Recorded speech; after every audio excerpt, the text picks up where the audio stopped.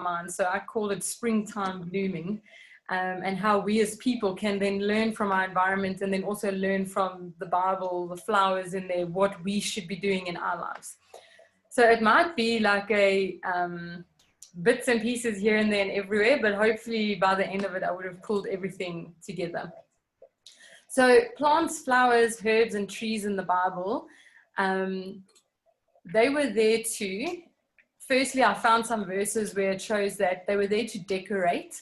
If we think of the tabernacle and in the temple, the items had to look like lilies. They describe how it must be carved out as the lily. And also in Song of Solomon's, we won't read the verse, but in chapter 2, verse 1 and 2, it talks about how she's the rose from Sharon, and the lady is like the lilies in the field. There was also a verse which I found very funny, and I read it to Henry also in Song of Solomon's, but it's where it says that your navel is like a cup that you can drink wine from, and your stomach is like barley held together with lilies. So like you've got this barley together and it's decorated, made nice, look nice by being kept together with a lily. So yeah, decorating was one of them. They are also used to heal. In Psalm 51 verse 7, it says, "Purge me with hyssop." And there's a picture of hyssop.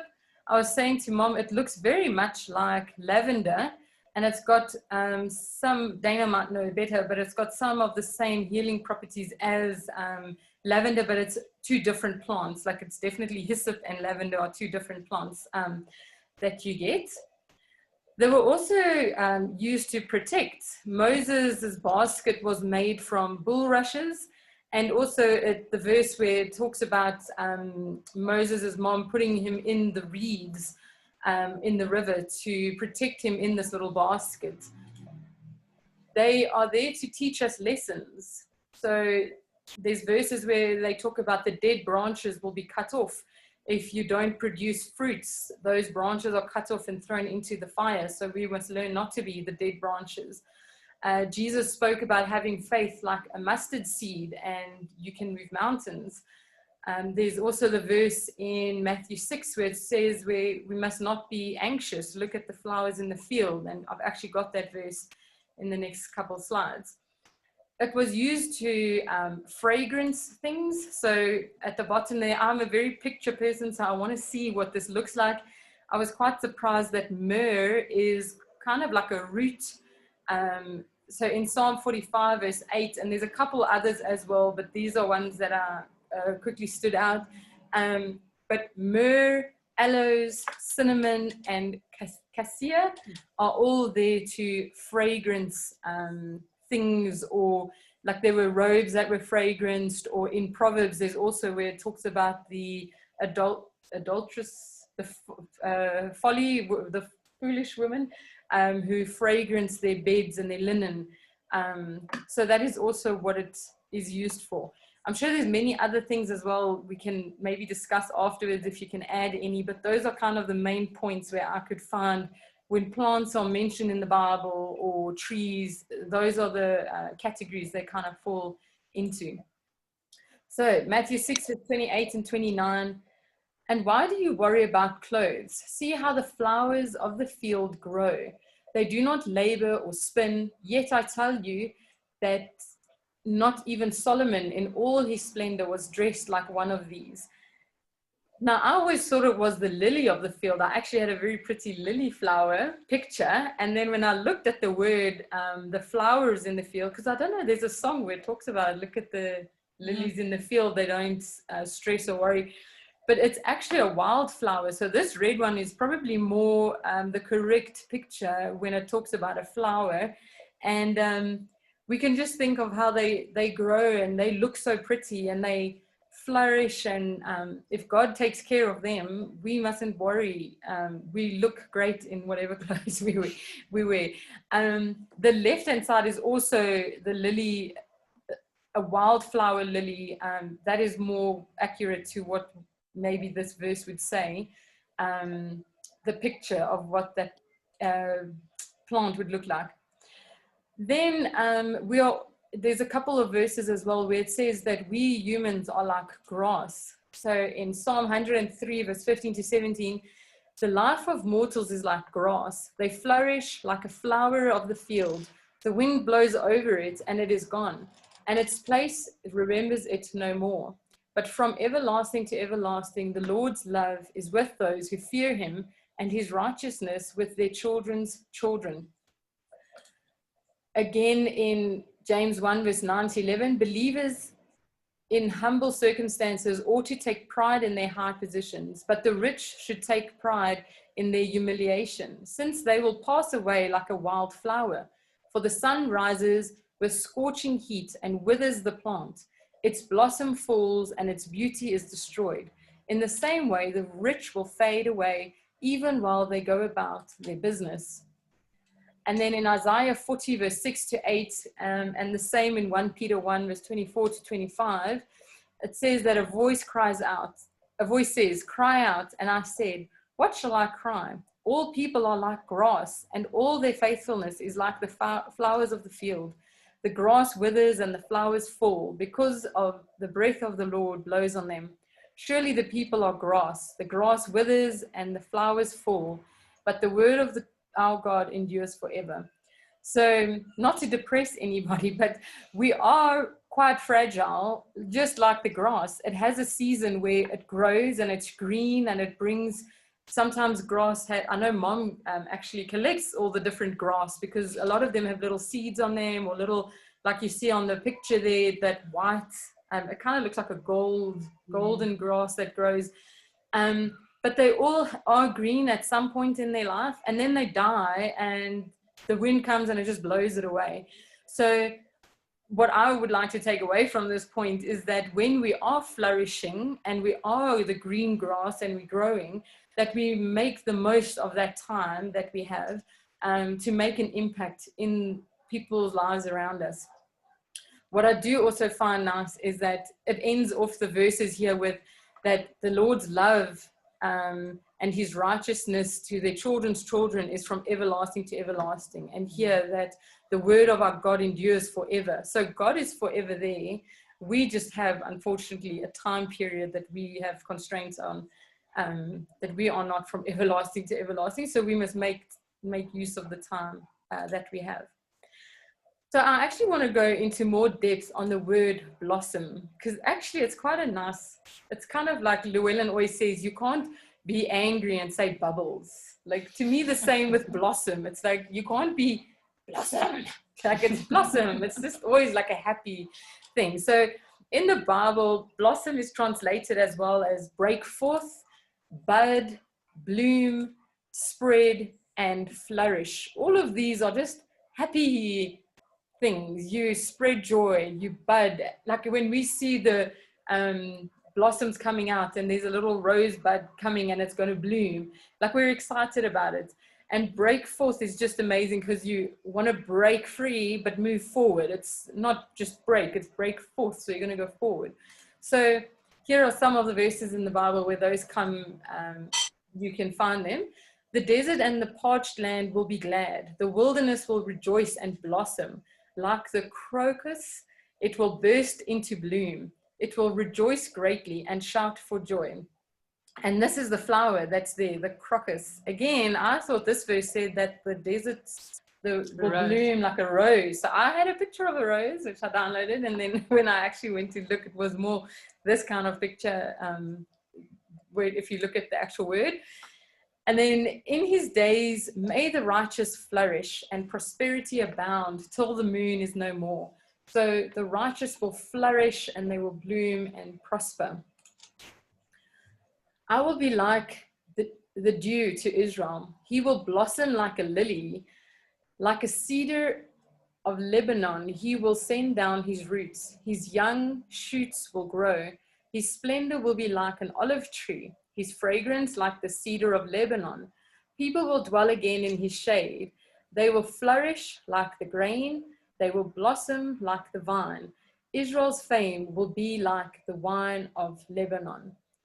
So there's the lilies, and then this tree over here, that is a cedar of Lebanon. You can see it is a big tree, looks like an awesome tree to go and climb up as well, very strong. Kind of makes me think of an oak tree as well. And the roots grow nice and deep, so it's something that is strong and firm. So we want to learn from that as well, to be firm in our faith, be like the cedar of Lebanon. So Psalm 92 verse 12 to 13, the righteous will flourish like a palm tree. They will grow like a cedar of Lebanon, planted in the house of the Lord. They will flourish in the courts of our God. Okay, so we've looked at just a couple of those. What I want to more focus on now is just a lot of plants, when it's winter, they kind of die, but they don't completely die, because the next season, when spring comes, they bear fruit again, or they have flowers that bloom. So just looking at the almond tree, I mean, I don't know, I should maybe not have said that yet, but would any of us know what branch that belongs to, or what would bloom from it? I guess an almond. Yeah, I got ahead of myself there. Okay, so, but I mean, if I didn't say, it could be anything, really. And any fruit tree. Yeah, it could be any fruit tree. So this would be an almond tree, one of its little branches in wintertime. And we want to compare this to our lives. We might be going through a patch where it's wintertime and everything seems dead, and we don't maybe feel as alive in Christ as we did the day we got baptized, or maybe we're not even a believer yet. We kind of just in the wilderness and we haven't found God yet. So we are like this dead branch. Now, we have a choice though. When seasons change or opportunity comes, we can now decide whether we are going to bloom and blossom and have our leaves grow and have flowers grow again. And then from there, we want to bear fruit. And we can then decide, are we bearing good fruit, or are we going to bear bad fruit? Or are we going to bear fruit at all, or are we just going to stop by the blossoming, like, okay, it feels great, I'll go to church and I'll read my Bible, but I'm not actually going to go out and do something and actually use my talents or use what I now know and affect other people. Because yes, a flower is going to be there for a little while, but it will fall off and die, and nothing more can really be done with the flower. But the fruit, for example, if you take the almond, that fruit tree, that almond, it brings forth fruit, and now the almond can actually go and affect someone else's life because someone else can eat it. So you can actually then furthermore help other people if you decide to bear fruit as well.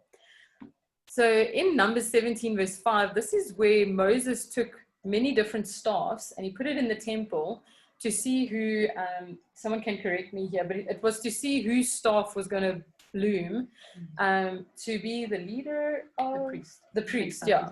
Okay. So not only did Aaron's staff bloom, but what happened, or bud, what happened is that the next day Moses entered the tent and saw that Aaron's staff, which represented the tribe of Levi, had not only sprouted, but it had budded, it had blossomed, and it had produced almonds. So we should try to be like Aaron's staff. We shouldn't just bud and blossom. We should do all of those. It's kind of like they say, be an overachiever.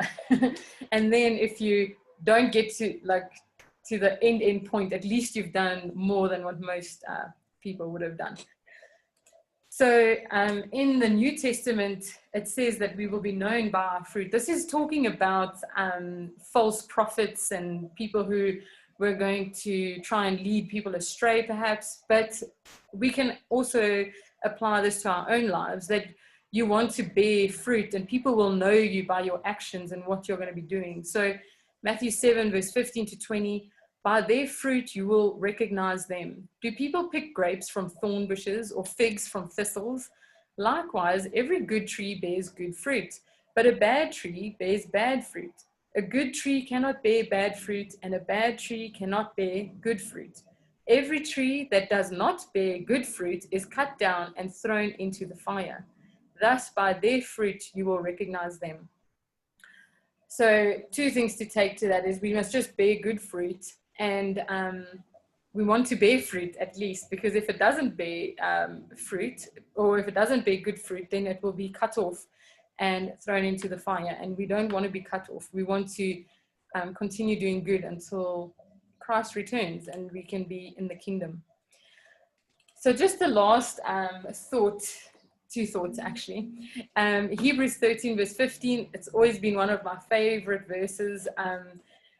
By him, therefore, let us offer the sacrifice of praise to God continually. That is the fruit of our lips, giving thanks to his name. So the fruits of our lips, the things that we are saying, should also be of good rapport, like a study we did a while back as well, what you are saying, and always giving thanks to God in his name. And I've actually made a point of it whenever someone thanks me for something, or they're like, oh, you're so great, thank you so much for this.